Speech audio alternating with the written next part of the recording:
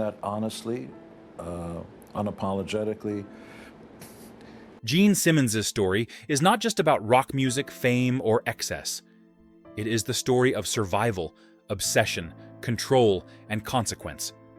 Born into poverty and trauma, shaped by a Holocaust survivor mother, and driven by a fear of weakness, he built himself into something larger than life.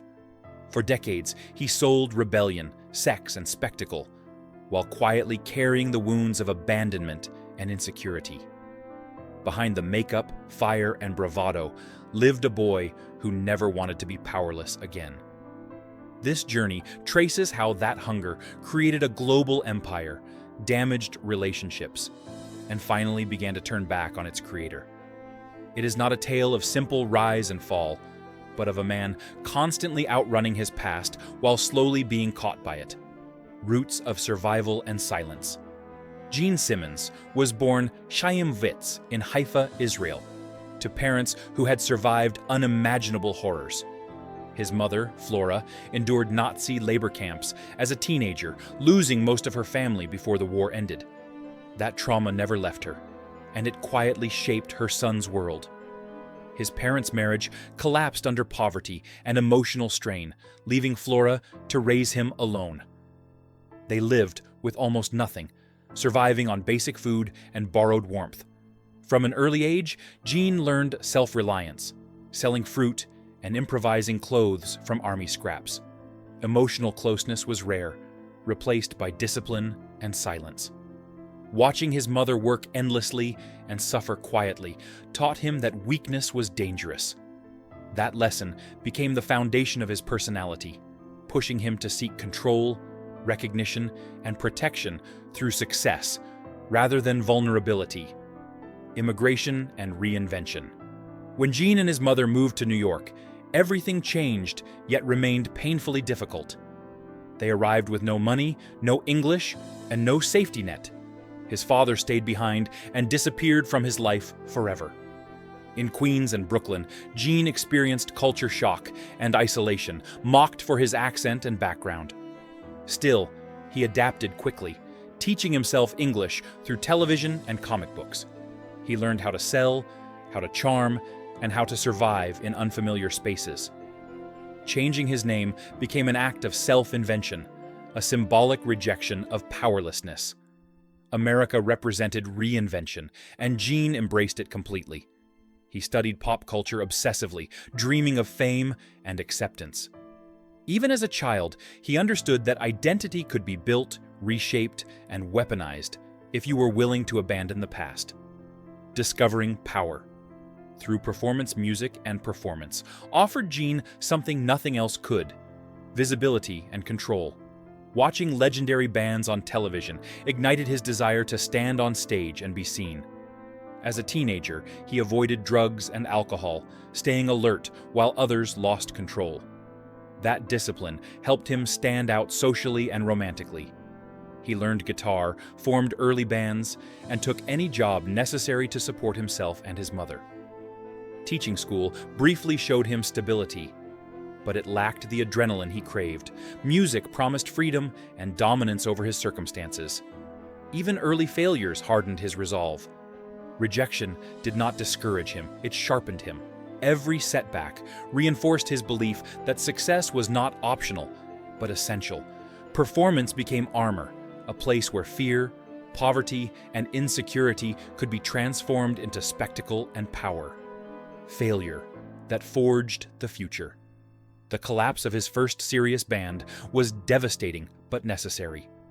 Recording an album that was shelved by a major label crushed his confidence and fueled his anger. Instead of quitting, Gene used the failure as a blueprint for reinvention. He and his partner stripped away anything soft or uncertain and decided to build something unforgettable. Buying back old recordings later showed how deeply he feared losing control of his image. He learned that perception mattered more than purity. From this rejection came a radical idea: music fused with fantasy, shock, and theater. Failure taught him that being strange was better than being ignored. This moment marked the birth of a mindset that prioritized impact over approval. laying the groundwork for one of the most recognizable brands in music history. Creating the demon and the machine. The creation of Kiss was a deliberate act of myth-making. The makeup, characters, and explosive stage shows were designed to overwhelm the senses. Gene's demon persona embodied everything he feared and desired: power, darkness, dominance, and immortality. Early shows drew tiny crowds, but those who attended never forgot them. Word spread not through radio, but through memory. Fire-breathing, blood-spitting, and monstrous imagery turned concerts into rituals. This was not just music, it was identity marketing. Gene understood that fans did not just want songs, they wanted belonging. The band became a moving spectacle, and Gene positioned himself at its center. The demon allowed him to hide vulnerability while projecting invincibility, turning childhood fear into theatrical dominance. Fame, excess, and sexual conquest. As success grew, Gene leaned fully into excess, particularly sexual conquest. He openly boasted about thousands of partners, documenting encounters as trophies. Sex became another form of control and validation, reinforcing his image and soothing old insecurities. While he avoided drugs, his obsession with women became compulsive. Many around him found it disturbing, but Gene framed it as honesty rather than addiction. Over time, this behavior damaged trust and intimacy, even as it fed his legend. The contrast between discipline and excess defined him. On stage, he was a monster. Off stage, a calculating businessman. Yet the line between persona and person slowly dissolved, with consequences that would surface later in lawsuits, broken relationships, and public backlash. Saving a label and building an empire. The release of the band's live album changed everything. It captured chaos, energy, and authenticity in a way studio recordings never could. The album not only launched the band into superstardom, but also saved their struggling record label from collapse.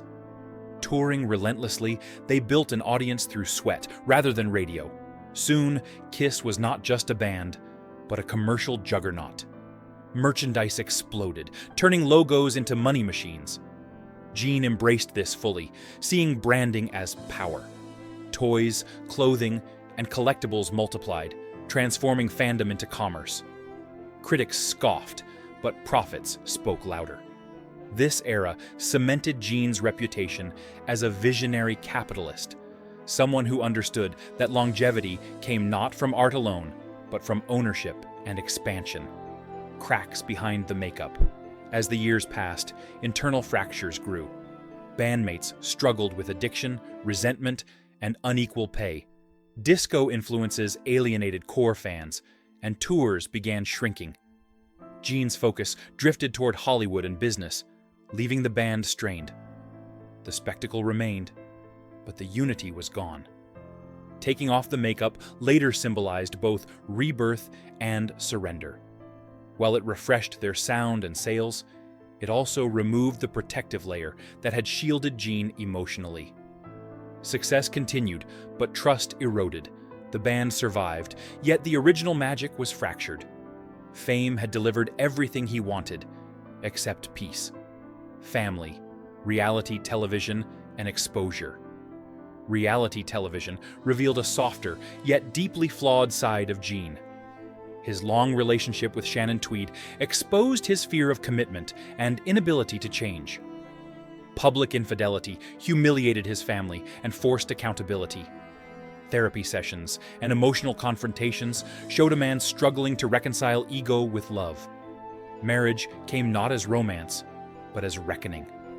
The cameras captured growth, but also manipulation and damage.